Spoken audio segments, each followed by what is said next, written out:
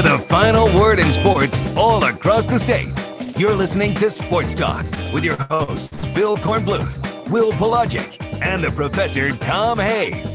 You've been waiting all day, so join the show now by calling 800-956-7266. I don't say we do this, we win, we do this, we lose. Because sometimes you do this and you don't win. So you're preparing your team for failure. I'm about, if you want to win, this is how you got to do things. And if you do things like this, then you're not going to allow yourself a chance to succeed. And it's kind of the way I try to teach it. You know, they really spread the floor. They attack you off the dribble, but they have some guys that can shoot threes. They shoot the ball well at home. And then obviously, rebounding and length, athleticism, and just all the things that you always expect with a Florida State team, Leonard Hamilton, you're going to deal with. So, yeah, this team is very difficult to beat, especially at home.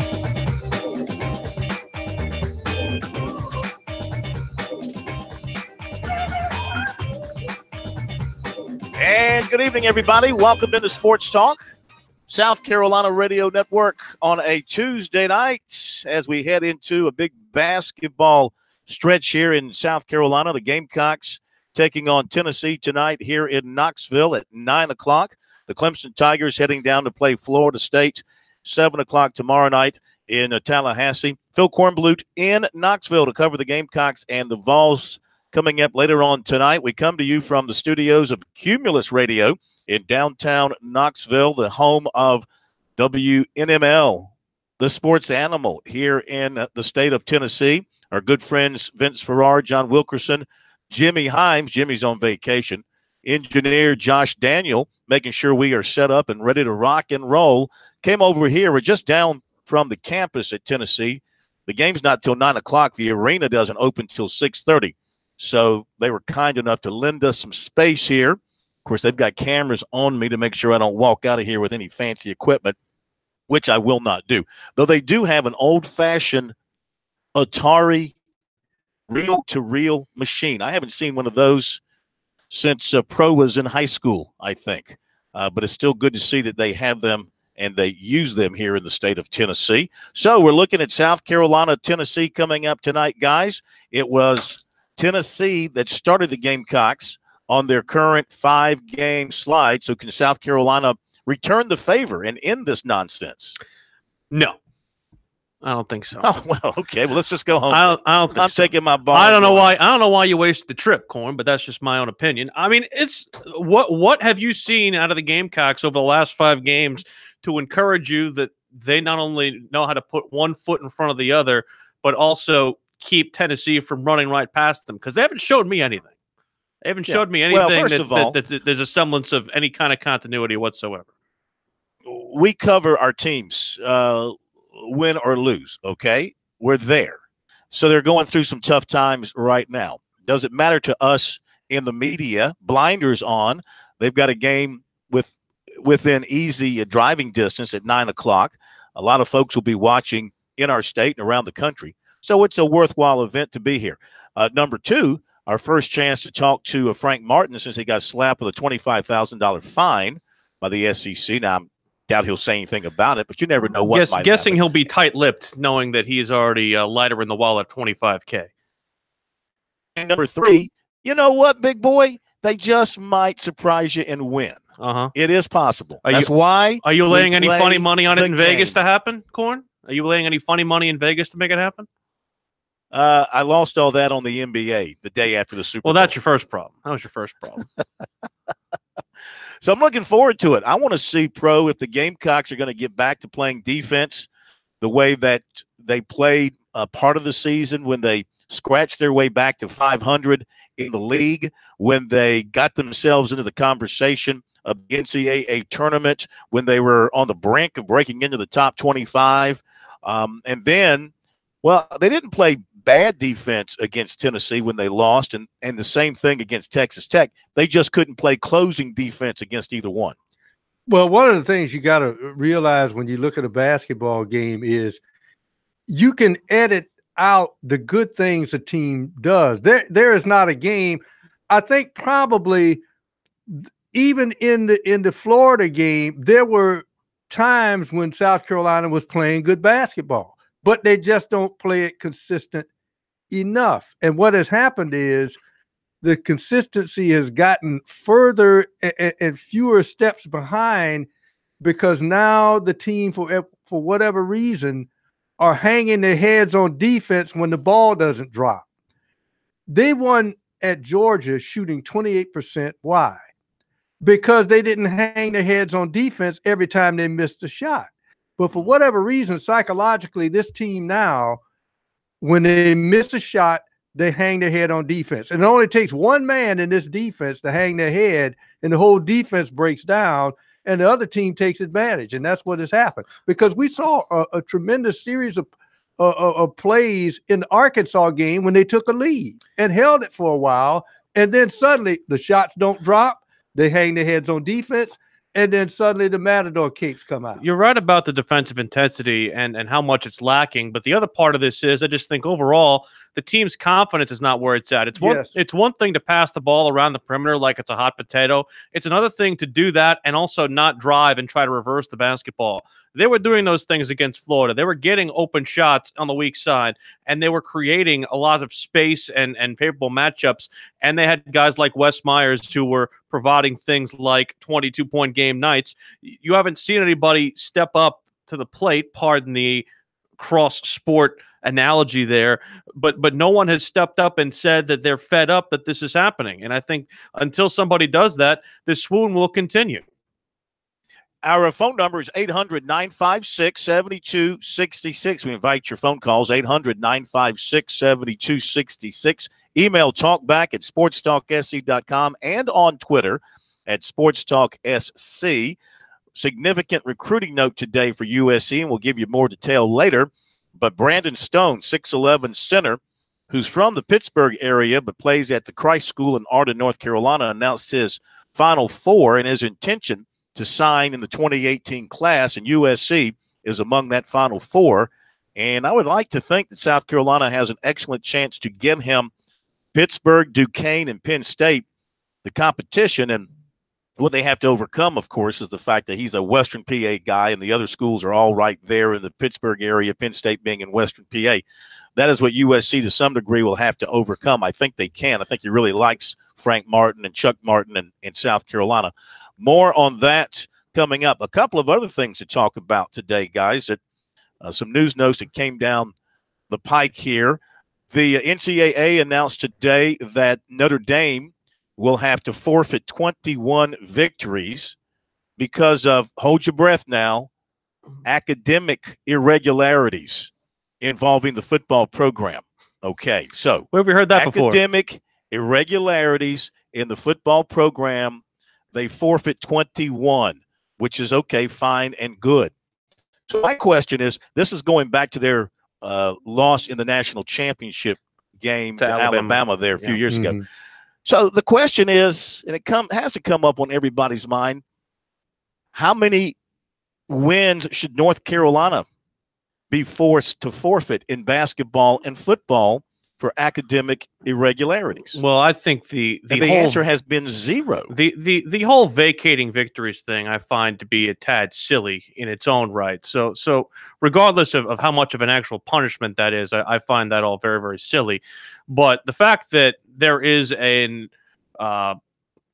inconsistent level of restitution involved here, that is something that is a big issue right now between Notre Dame and North Carolina. If I was Notre Dame, I'd get me some lawyers, look at the regular student body, and if these irregularities also occur with the regular student body, then hey, we don't have anything to worry about.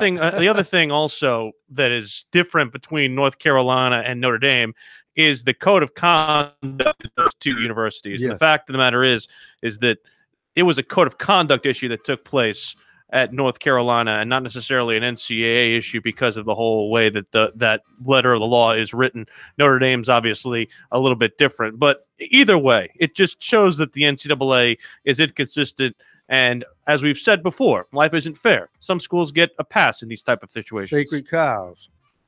Which Notre Dame used to be, but apparently not. Yeah, well, we'll talk more about the North Carolina side of this thing coming up after the break. And we'll take phone calls and more. We'll be right back.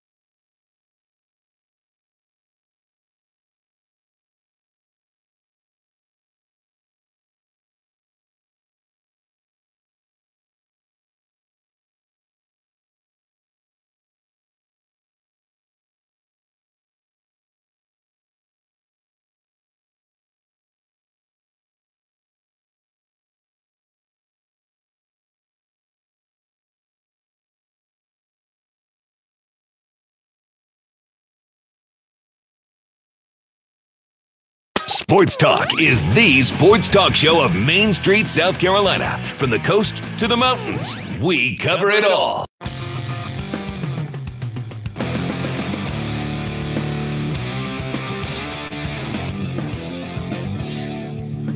You know, I don't think people should let this North Carolina thing die. I mean, I know people around Chapel. It's already dead. As say, this is the second straight day you're going to beat a dead horse, Corn. It's okay. Don't worry about it. That's fine. I have the right to do that.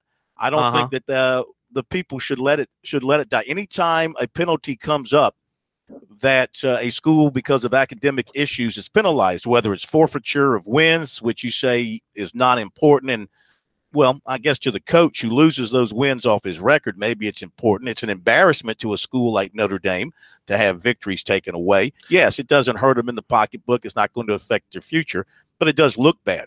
It's a black eye for the program. But my point is, how can the NCAA in any form or fashion penalize a school for academic infractions when it did nothing to North Carolina? And to say that to take the coward's way out and to say they have no jurisdiction in that situation is just a joke, because the NCAA has penalized a lot of schools and a lot of individuals for a heck of a lot less than what North Carolina did. It was a coward's way out with how they dealt with North Carolina. Now, I'll leave it up to the public to determine why North Carolina got the white glove treatment here. Well, everybody else gets the hammer. Well, here's the thing you have to differentiate, because again, we kind of got into this yesterday with trying to compare the Frank Martin situation with the Jim Sturck situation and trying to lump them all together. I don't think anybody's saying that what Notre Dame did was right or that they didn't deserve some sort of punishment. The fact of the matter is both have different acts that they are accused of. Notre Dame was accused of having a student trainer complete coursework and also individual academic student-to-student cheating that took place. Now, we can all agree that that is wrong and that is not permissible, and that they should have been, pardon the other term, prosecuted, or at least in that regard, via the NCAA bylaws. What North Carolina did was probably a lot more egregious. I would say many people would probably say a lot more egregious, because it was a systemic issue that took place inside their academics. And the NCAA, while they voted did not, or at least ruled that they did not have any jurisdiction in it, it just comes down to the fact North Carolina found out how to cheat a little bit better than the NCAA had the ability to enforce it. Now, in my opinion, it's bad. It's wrong. But to bring it up anytime that there's an academic injustice involved is unfair to the due process of the law, because one thing should not necessarily affect the other, because of the fact that North Carolina basically found a loophole. And bravo to them for finding that. I'm saying it's wrong. I'm saying it's bad, but it's not like there's anything going to happen about it. Well, the due process is what people talk about, what is wrong with our legal system. Two nights in a row, that's simply because you believe nothing's going to happen about something that it should be just but Corn, let me make my point. Not what we do here. And when there's something, when there is something amiss, and there's definitely something amiss here with this North Carolina case, and yes, it is. If I'm a member of the NCAA and I'm a school president or I'm an athletics director, and I see this uneven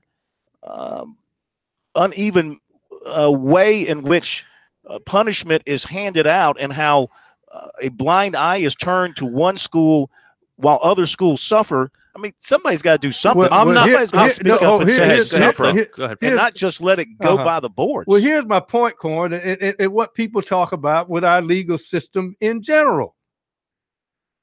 North Carolina was willing to pay millions to attorneys to get them out of that mess. In other words, they wrote the check. Notre Dame, you got great graduates.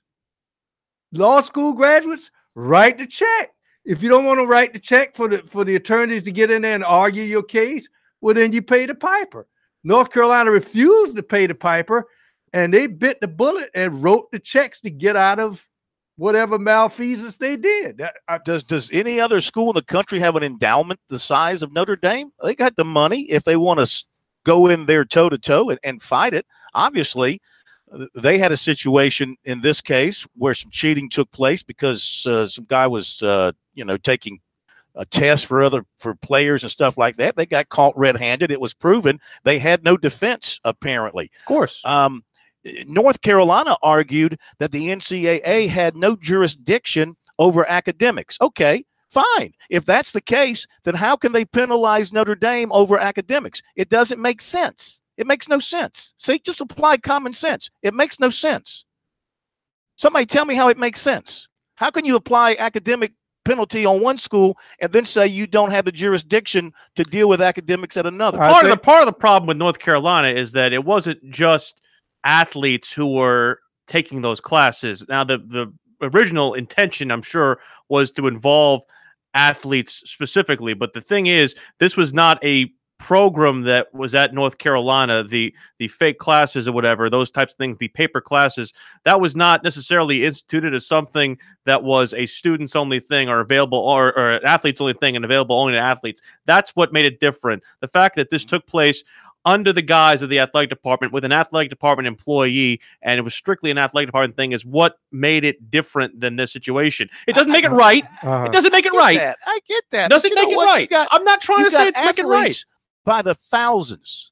I mean, really, athletes by the thousands over all those years at North Carolina who got bogus grades because they took fake classes. Not disagreeing with you. And got bogus grades, which affects their GPA, their eligibility, and down the line affects their respective teams. You can make a case that it also affects people in the private sector as well who took those classes. I don't care about the private sector. That's not my concern. It's not the NCAA's concern either, because of the fact that it affected everybody. Concerned about the athletes, any athlete. Look, this is an organization that puts you on probation if you give a guy $20 for a bus ride home for his grandmother's funeral, or used to. Okay, so don't tell me that they can't come in and discipline for anything that they see out of the rule book. Okay, and all of a sudden they turn a blind eye to an academic situation at North Carolina. No, I don't understand it. I don't understand it. The other thing I wanted to bring up, you probably saw this. This would be a concern to people. And that is college football attendance, FBS programs, biggest drop in attendance in 34 years among the 125 FBS teams, down an average of just over 1,400 fans, largest drop since 1983. Is this something to be concerned about? Is this the start? I mean, 1 year is not a trend, but you wonder why this is why this was the case this particular year.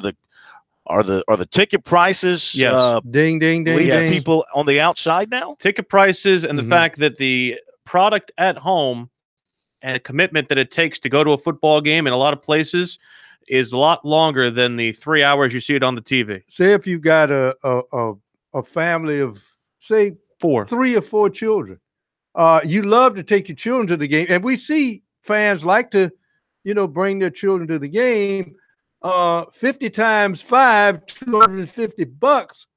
I mean, for each game, if you're taking your family to the game, you almost want to just invite some friends over in the backyard, put up the big screen, throw up the barbecue, watch the game in your backyard. I mean, there are people at some universities, all they do is they spend their money on that parking pass, and they tailgate, and they get the big satellite TV in the tailgate, and they put a TV up. They get food. They get people who carpool in and just basically camp out there and watch the game that way. It's just we've made it too easy to consume this product away from the stadium, and it's something that is an unfortunate part and a byproduct of the ease of being able to watch games on your phone, watch games wherever you want to go, get highlights on demand. It's all a byproduct of that. And of course, the scary part, Phil, is the college student is about now staying away from the game. Well, the almighty SEC is down 3,000 fans per game, and I'll say this: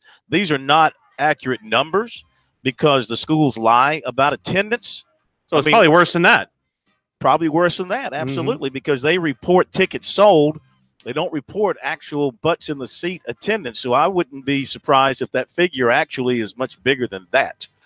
All right, coming to the bottom of the hour break, we'll talk more about South Carolina, Tennessee coming up tonight here in Knoxville. Break that down for you. see if we can figure out a way the Gamecocks can pull off the win over the Vols, who also had their worst game of the season on Saturday, losing to Alabama. We'll be right back from Knoxville and Columbia. Yeah.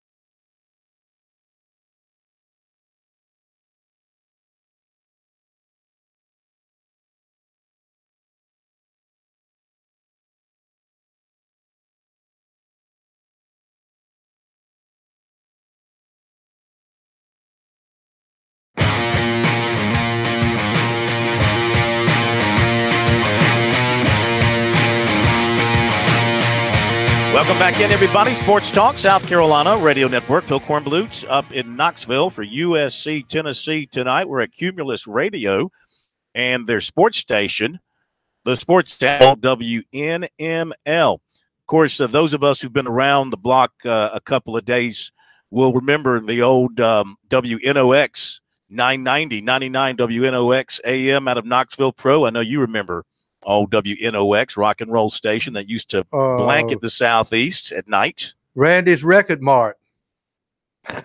Remember they used to sell. They used to talk about Randy's Record Mart all night long. Is that right? Oh, well, yeah. I don't remember that. I just remember the music, and I remember how strong the station was back then and is today. But now it's a sports station with our good friends Jimmy Himes. You've heard Jimmy on our show before. John Wilkerson, Vince Farrar. They all cover the Vols here, involved with the Vols Network, and we thank them for letting us use a little bit of their space here this afternoon so we can comfortably do sports talk. The arena is now just opening up over on campus, so we came over here to set up and do our thing from here. 800-956-7266, the number. Email talkback at sportstalksc.com and on Twitter at SportsTalkSC. That's how you can reach us. Coming up a little bit later on tonight, we will hear from Monty Lee, Clemson baseball coach, as he previewed the beginning of the season for the Tigers coming up this weekend. Also, Kerry Tharp, president of Darlington, makes his return as we're going racing this weekend at Daytona. Alex Bowman in the 88. It's going to be weird, guys. A lot of changes in NASCAR personnel this year with the retirements and movement among teams. You're going to need a program to keep up with everything. There's no doubt about it, but I'm interested to see what NASCAR does, because I would think in this hiatus they've had, they're trying to look at some marketing tools they can use to really, crank up this sport again, which needs a shot in the arm. And it starts down in Daytona. I'm anxious to see what happens. They're in need of it right now because they suffered a year of insurmountably bad PR when it came to a topic we were talking about last segment with college football. Attendance, ratings, all of it's been down. I think anybody who's anybody right now inside that sport is trying to figure out how to regain the attention on a sport that's been unfortunately failing over the last year or so. All right, speaking of failing, well, that's what South Carolina has been doing. I think on Saturday, you sent me a headline to use on my story. Yes. South Carolina hits cock bottom. I think that's well put. I didn't use it, but I thought it was you're too proud to use it. That's why. I thought it was good. I thought it was really good. But they have hit the bottom right now. When you lose 5 in a row, the last 3 in a non-competitive way, it's very simple. Well, a couple things. Number one, Silva's got to stay on the court tonight. He's got to give him 30-plus minutes to give him a chance with some scoring inside. Number two, they've got to stop forcing things inside and getting their shots blocked. Florida blocked 10 on Saturday, as Frank Martin maybe jokingly or otherwise hates to say. They lead the nation in shots being blocked. And that's an empty possession. You add that up with turnovers and offensive fouls that you make. Those are empty possessions where you don't get a chance to score, and that's why you lose games.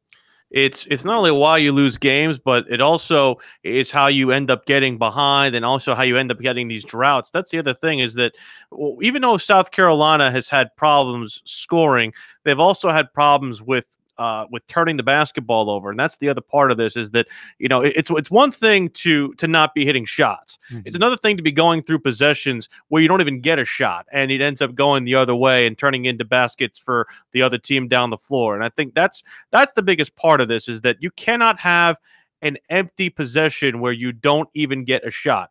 If you're missing shots, that's one thing, and that's something that you can rectify by practice and by having the luck of the draw. But the problem is they're creating their own misfortune by turning the basketball over. And it's also in being comfortable when to take the shot, because sometimes the best shot is early in the shot clock. True. And we're seeing guys pass up shots that they should be taking. Well, the problem is they've been told a lot of the time from Frank Martin to work the team, and the best when the offense is running well, it's making the defense work, and it's making the defense work deep into the shot clock to get the right shot. But like you said, sometimes the best shot might come 10 seconds in. Exactly. Yeah. And the utilization of the pump fake field is key. A lot of times South Carolina players go right to the basket, up and shoot the ball.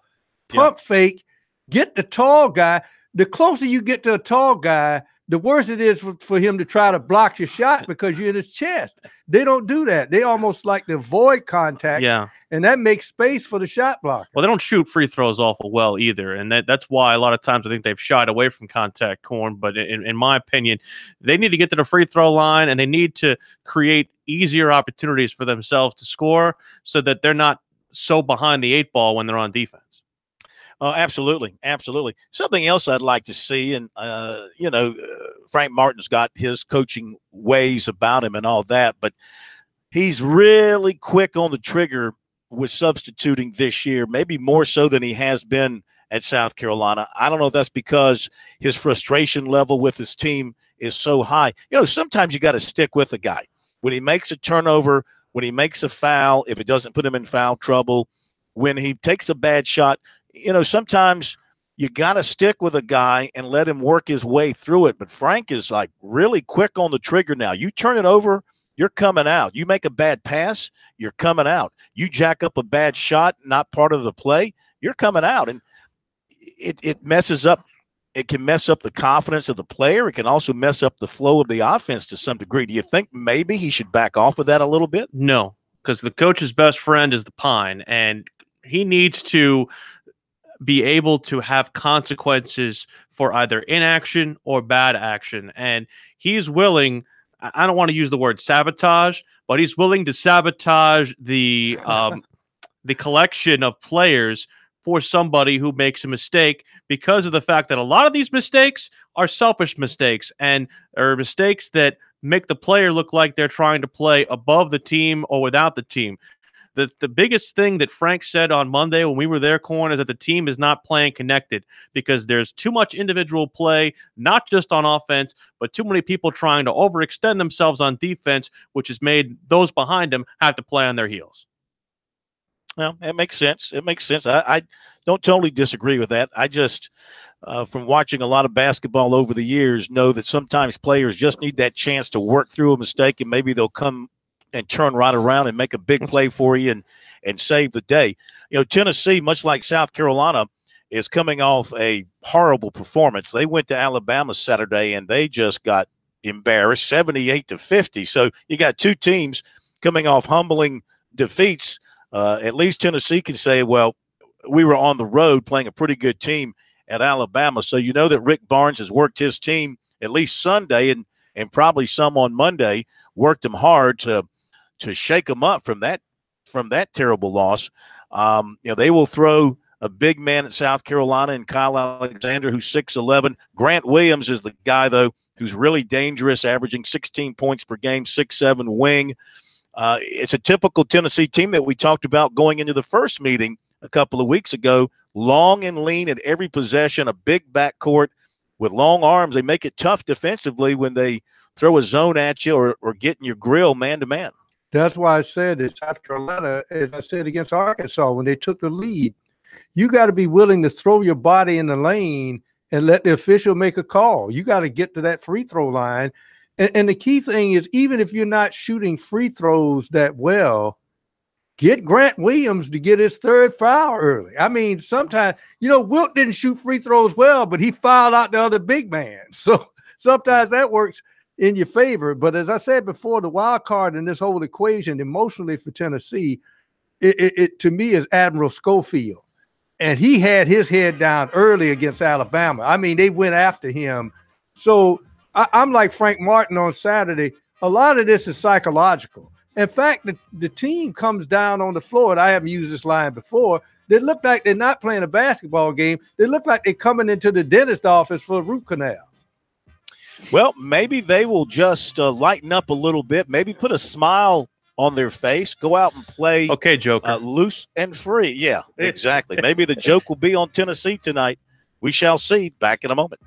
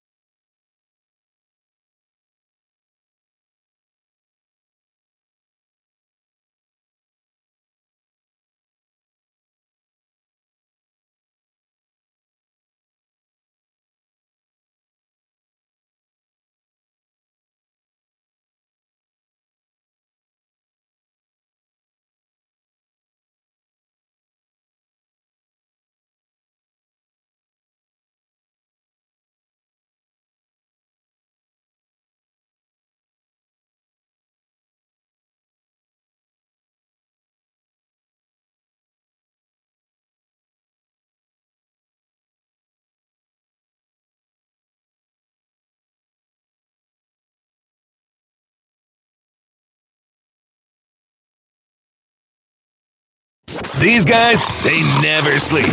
Check them out on the web at SportsTalkSC.com. Now, more of Sports Talk on the South Carolina Radio Network.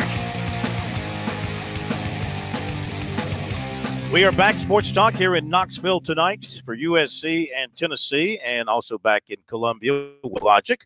The Professor Tom Hayes and Brian Leonard once again behind the bulletproof glass tonight. 800-956-7266 is our phone number, 800-956-7266. If you want to jump on board with a comment, an observation, or a question, more than happy to hear what you have to say. Recruiting coming up for you in just a moment. Kerry Tharp will be along at 7:30 as we dial back into NASCAR. Seems like NASCAR just never goes away. It's like golf now. There's just no break when it comes to NASCAR, even though, of course, they wrap up in late November. They have their awards banquet in December. They have their Hall of Fame thing in January, and then before you know it, boom, they're right back at it at Daytona in January. So here it is, right in our face, NASCAR for another season, and looking forward to seeing what Darlington looks like, as they've already started to work on transforming those grandstands with the new seats and all that. We'll talk with Kerry about how that is progressing when he joins us at 7:30. Also, we'll hear from Monty Lee. Monty Lee, coach of the Clemson baseball team, preparing for the start of the season.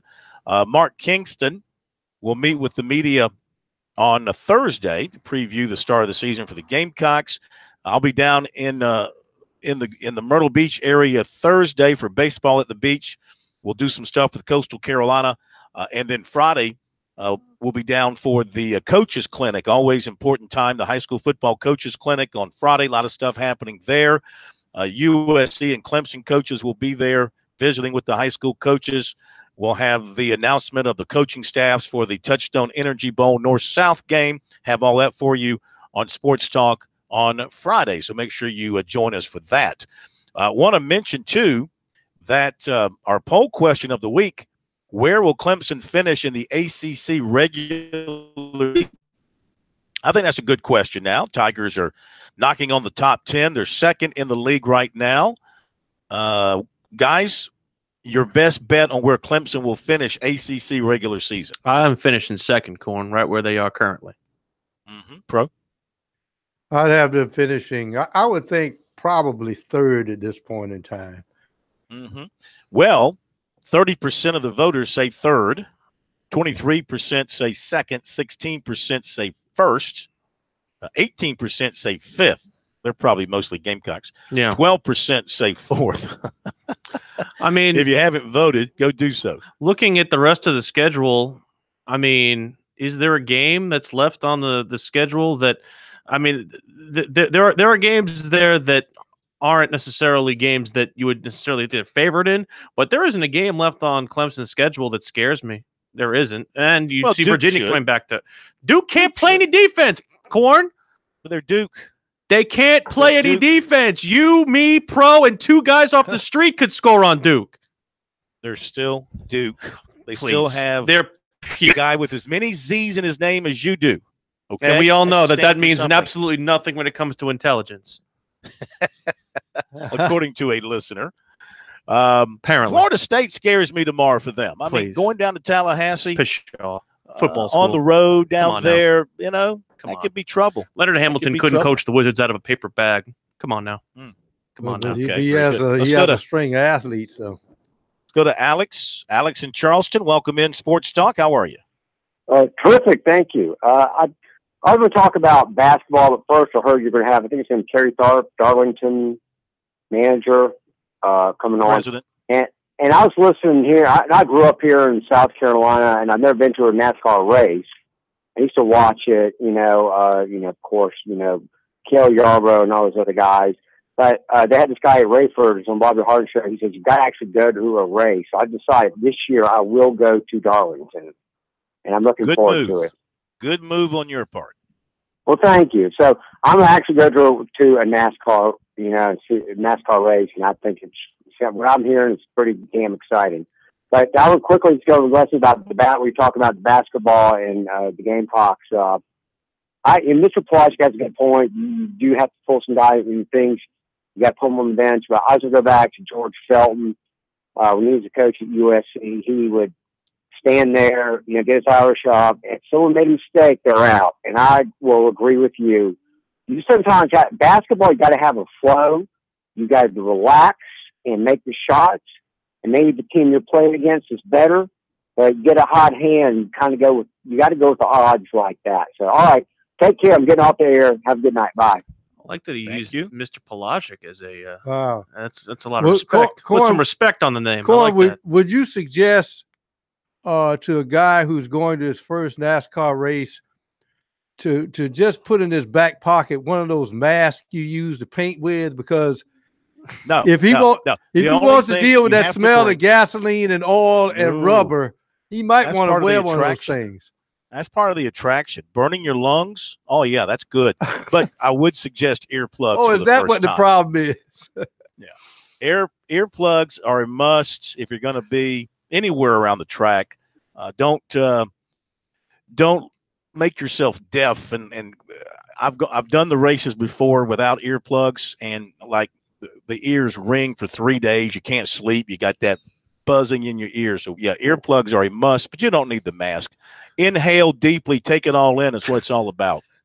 Serious. I had something. You ever been to one, Pelagic? I've been to a couple. Yes, I've been to Homestead and I've been to Texas Motor Speedway. I'm sure you drove the pace car. I'm sure you probably. I have driven the green flag. I have the pace car. What do you mean? I have driven on the Texas Motor Speedway track. Yes, with my car. I've actually been in a NASCAR race car at speed around Darlington, not driving it, but riding next to David Pearson. That's kind of scary. At 150 miles an hour. Yeah, that was pretty scary. I was wondering why he didn't wreck it. Two laps of heart attack waiting to happen. I'll tell you that. He took it about 3 inches from the wall. And, yeah, it was unbelievable. It's an unbelievable experience. Everybody should get a chance to experience that. Like 5,000 zingers I had in their corn, and I didn't use any of them, so you should be thankful. Good for you. Good for you.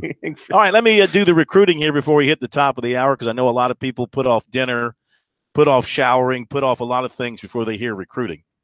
We talked about Brandon Stone, 6'11", native of Pittsburgh, attends Christ School in Arden, North Carolina, announced his intention today to sign with the 2018 class with USC, Pitt, Penn State, and Duquesne, his finalists. That won't change unless more schools draw his interest. Let's say somebody, Duke, North Carolina, whatever, somebody else comes in and says, hey, we really are interested in you, but 2019. Then he might reconsider. But right now, moving forward with those four with a plan to sign in April. He's been to USC in the past, plans to return in early April for an official. Gamecocks have worked him extremely hard.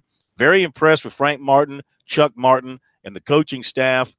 Now, of course, a factor for South Carolina to overcome is the other three schools are from his neighborhood, Pittsburgh, Duquesne, and Penn State. He said, yeah, it'd be nice to stay home and have the family nearby so they could easily see him and he could easily get home, but he says that won't be the determining factor. He will take an unofficial to Duquesne on March 4th while he's home for spring break.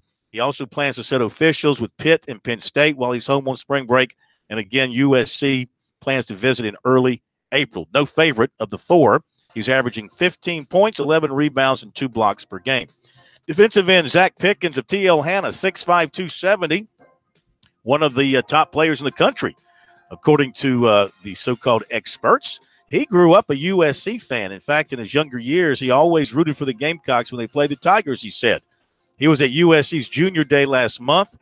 The focus with Will Muschamp and company, he said, was more on education than football, but they did talk football. And he said, of course, they want him to be a part of the program. They think he can be a star for them. Same thing from Clemson. He's met with Dabo Swinney and the defensive coaches. They say he could be a big part of their defense. He is going to Tennessee this weekend. He's also been to Georgia. He'll go back to USC and Clemson for some spring practices. He's got offers from all over the country, Oklahoma, the most recent. 72 tackles, 14 for loss, and 6 sacks last season. Punter George Georgopoulos of J.L. Mann committed to UMass today while on his official visit up there at Amherst. Top of the hour.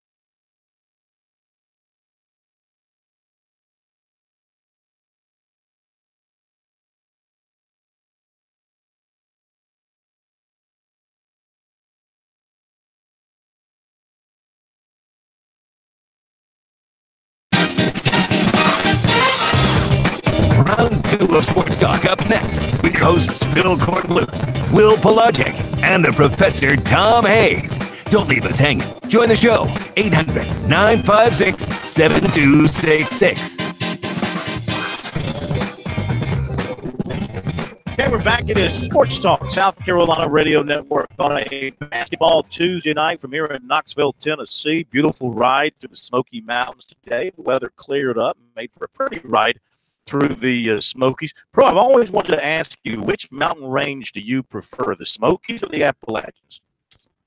I prefer a landing after I get over the Rockies when I fly over the West Coast. No, I like to drive up in Asheville. I like that area. Yeah. The correct answer, guys, is Blue Ridge all the way. You like the Blue Ridge? Big fan. Yeah. I don't mean to go political here, but I've got this really funny joke I've made up that I've got to share. Oh, no. Be careful. Oh, no. Careful. I've actually kind of changed the wording of it because it could be misconstrued. But I don't know. I like this. I don't like the way this is going. well, I don't like the way this is going. Can I veto your political joke? yeah, I'm going to wait. I've got to come up with a better word for a word in there when I really don't know. clean it up. Brian, keep your hand on the duck button. We're G-rated. I got to get it back. glad we got the dump button back so that we can bleep out Coin's non-tasteful joke. Maybe later in the show I'll share it. Anyway, Anyway, third hour. SEC basketball tonight. One game is underway. It's Texas A&M at Boo, Missouri. It's 2 games underway, actually. Have the Gamecocks gotten their apology? Has Dawn Staley gotten her apology? Don't hold your breath. I said, no, hold your breath, Corn. Arkansas and Ole Miss is also underway. So two games in the Central Time Zone, tipping off at 6 o'clock local time. It doesn't make any sense, by the way, but that's just mine. We'll see what Ole Miss plays like the rest of the year with a lame duck. This is the thing that stinks about the SEC is that these East Coast teams have to play all these 9 o'clock games, and schools in the Central Time Zone like A&M, Missouri, and Arkansas are all playing games at 6 o'clock local time. That makes not one lick of sense whatsoever. Freaking ever. Do not disagree. LSU at Alabama tonight, USC at Tennessee. Tomorrow, Mississippi State at Vandy, Georgia at Florida, and the big one is Kentucky at Auburn. Boy, that'd be a great one there at Auburn. A chance for Auburn to further enhance its lead in the conference. The Tigers are 10-2. Florida and Tennessee 8-4.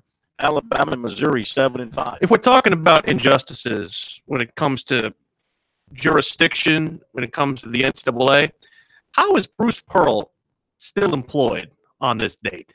Honestly, how is he still employed? He is basically given the finger to his to his entire school and his school attorneys. Are you talking about the most recent thing or going back to his past in Tennessee? I'm talking about this most recent deal of transgressions. He's already had an assistant fired. He's has multiple guys suspended when it comes to that. In my opinion, this guy has probably done more wrong than any of the head coaches accused of anything not named Pitino, and yet he's still there. And oh, by the way, his team's got the first place team in the league. Yeah. Pretty weird. Very odd. That you make like I don't have the capability to have outrage. That's where I have my outrage. That's where he stays employed, though, because he has the number 1 team in the league. And Auburn's basketball program is like Lazarus. I mean, packed crowds. That's what keeps him there. I find it. No doubt about it. No doubt about it. They're not going to mess with them now while they're going good. If they were struggling and if they were down near the bottom, even though they've lost a couple of players too for whatever reason, he has kept this team at the top of the SEC all season long. ACC tonight, Boston College at Pittsburgh. Boy, Pittsburgh is just 0-13. Lost 13 in a row, obviously, all in the league. And it's Virginia at Miami. Virginia now number 1 in the country by one of the polls, coming off its first loss of the season and going on the road tonight to play at Miami. Then you've got tomorrow Virginia Tech at Duke. That could be interesting. Clemson at Florida State, Georgia Tech at Wake Forest, and NC State at Syracuse. So that's the rundown in the 2 leagues tonight and tomorrow night. Let's go to Glenn in North Charleston. Next up on the program, hello, Glenn. Hey, I know one thing. If Duke loses to Virginia Tech, that's going to be an upset, and they're playing bad for a reason. It must be another coach like Frank Martin. But Duke should win that game. Boston should lose tonight. And let's see, the other game was Virginia and Miami. Mm-hmm. That one could be an upset in the making. That could be a Miami win. Don't forget, Duke is playing on the road now, so that's not an easy trip up to Blacksburg. You know, just walking to Castle Coliseum. No, it's the other way around. Other way around. Duke's home. Oh, they are. I'm looking at the game later on in the year. My fault. They should get that game. They should win tonight then. Yeah. That's tomorrow night. Yeah, tomorrow night. Catch up now, Will. They should catch up with us. They should win. Thank you, Glenn. Sorry, appreciate the phone call. We've been enthralled with the curling right here on. I will say some games are matchups, and I think Miami's length will give Virginia some problems. By the way, I've got my joke ready now. So here it is. Oh, yeah. Here we go. Oh, now you threw me off again by your moaning in the background. Because we know what happens when you try to be funny. You either aren't funny or you get us in trouble. So we're bracing. Yeah. Give me just a second here. Give me just a second. I just got to look something up here real quick. Make sure I got this right. Okay, yeah. Here we're pregnant with emotion, Corn. So I see where, I think it was today, right? Today in Columbia, they had some protests about drilling for oil off the coast of South Carolina, and then there was a panel meeting tonight, and I saw where former governor, current Congressman Mark Sanford was sitting on that panel and hear the arguments against drilling for oil off the coast of South Carolina, which I personally found very interesting, considering he liked to do his excavating down in Argentina. No. I knew that one. I could see that one coming from a mile away. It's true. Yeah, they got some Absolutely true. They got some shale over in the Appalachian Trail too. I don't think that's the kind of excavating that Mark Sanford is doing in Argentina. Well, see, I was going to use another word related to, but I didn't want to give the wrong impression. I didn't want to paint that picture. Yeah, he needs. I think that's pretty funny. What do y'all think? 800-956-7266. I just think it was funny. I think you need to start recruiting and trying to do that instead of trying to become a comedian. But there's only one person in the gene pools of our two families that is doing comedy for a job, and that's my sister. So there you go. Jerry Jones is an old man. What does he call it when you hit a gusher? Calls it the glory hole. Calls it gold, liquid. So your sister is a comedian? Aspiring, yes. She did a set last night at Caroline's on Broadway. Is she funny? More funny than you? Oh, I don't think so. Now the entire state is just rolling. There are probably people having stomach pains or laughing so hard over that. If I were man enough to say it the way I wanted to say it, it would have been really no, because then you'd be out of a job. It wouldn't have been that bad, but it would have given me. I don't know if the fine folks at Learfield and Jefferson City would like to hear something that lacked the taste of that kind. And what brought it up, of course, was I was driving through the Smokies and thinking about the Appalachian and thinking about that and put it all together. And that's where you come up with a very funny joke that probably one of the late night hosts would love to use at some point in time. I could probably sell it to him. I don't know if you want to do that. Have you ever sold a joke? You ever written a joke and sold it for money? No, I've not done that. Yeah, I've not done that. I've written scripts that have been picked up, but that's about it. Does your sister write her own material? She does. Most of it makes fun of our parents. Honestly. Is that right? Yeah. No bits about you. There's no bits about me though. Yeah. Well, you're not a particularly interesting guy, so that's what she said. That's what she said. She said there's nothing really to make fun of about you. Yeah, that's what I said. All right, we'll be back with more in just a moment. We're going to hear from Monty Lee, Clemson baseball coach, coming your way here on Sports Talk. 800-956-7266, the number. If you think my joke is funny, let us all know. I think it was funny. Would have been funnier the other way around, though, obviously. You're right, Zach.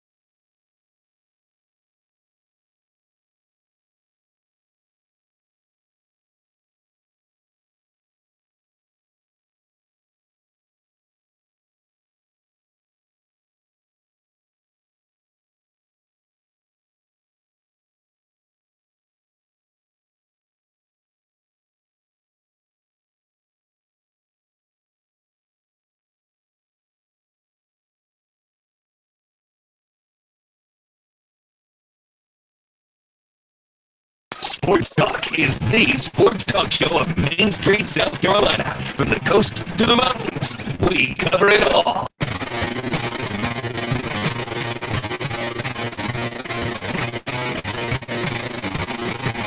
It's hard to believe the college baseball season is back upon us. Things start rolling across the country on Friday, and of course, the road to Omaha for everybody begins on Friday. Will somebody from our state make it this year? Will it be the Tigers, the Gamecocks, Coastal Carolina, perhaps? Maybe somebody like Winthrop. Winthrop's got a very good team again this year. Who knows? Got a lot of interesting things to watch. With all of that, Chad Holbrook down at the College of Charleston, beginning his first year there. Tony Skoll beginning his first year with the Citadel, former player, bringing a lot of excitement back to the Citadel program. So a lot of interesting storylines to be played out for us here, guys, as we begin the 2018 schedule for Clemson. It's a three-game series, Will, against William and Merritt. The Tigers beginning on Friday.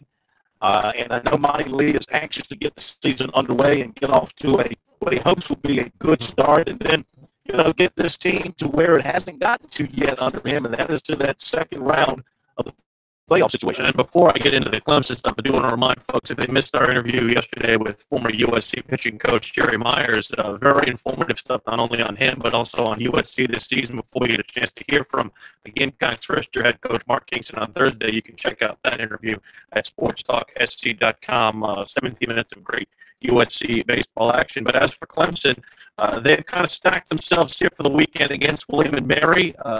Monty Lee has put out his starting rotation, at least his first three. He is going to start Jacob Hennessy on Friday, right-handed Brooks Crawford on Saturday, and then sophomore lefty Jake Higginbotham, who is slated to start on Sunday. He redshirted last season due to an injury. But all in all, Monty Lee is excited to get this season going and certainly hopes that Clemson can get past that plateau that they had set for themselves. Our guys have performed very well, especially on the pitching end. So we're excited to get started. We're excited to play somebody else besides ourselves. We're excited about having a big crowd come out opening weekend. Hopefully the weather cooperates with us, and we're able to get 3 games in against a quality opponent in William and Mary. So it just kind of itching to get there. Well, that's a great question because that's the reason he's starting. We love his dependability out of the bullpen, and he was mostly a fastball slider guy out of the bullpen last year. But the progress of the changeup is why he's starting. His changeup right now, the last 2 starts, it's Charlie Barnes-like. I mean, it's been that good of a pitch to where hitters know it's coming and they're swinging through it. It's a little bit more of a straight change than Charlie's was or Charlie's is. But it's a really, really good pitch. It's extremely effective. Is he about 100% back and what about the glove? Well, he's 100% back right now. Do you worry about the rust? Just the in-game experience against somebody else. It's been a while for him. But I know he's worked awfully hard to put himself in this position. So I think he's going to be pretty excited to go out there. His last outing, he was touching 94. So I would say he's healthy. He's pitching in the low 90s with a power breaking ball. So that's pretty electric stuff coming at you in game 3. If you arrive at a point where you anticipate where Beer and Williams will see the most time, and yes, I have. Yeah, Seth will be in right field, and Chris Williams will be at first base until he's healthy enough to go behind the plate. Once Chris Williams is healthy enough to go behind the plate, I would anticipate leading Seth in the outfield because we have some options that we can put at first base. But that being said, until Chris is able to get behind the plate, we're going to leave him at first base because he's an above average defender at first base. And we go on right now, Seth is doing extremely well in the outfield. He's playing right now than I've seen since he's been here. who's going to get that nod in the center, and then how do you see the infield checking out? Good question. I think center field is still a little bit up for grabs. The 2 guys right now that are competing for those roles are Bryce Teodosio, a true freshman, and Drew Wharton. those two guys right now are in competition for the center field job. But I could also see scenarios where we play Tedosio in center and Wharton in left, because they're both above average defensive outfielders. You can also see the scenario where we play Wharton in center and we put a guy like a Robert Jolly in left too, if we want to have a little bit more of a veteran presence out there. But if I were to start it today, I would say that Greeny probably would be at second base. We'd probably play Bird at third, since they have a lot of experience in those two spots. And Bird comes back with a 284 average and 20 RBIs last season. Jordan Green at second, a 263 hitter, 9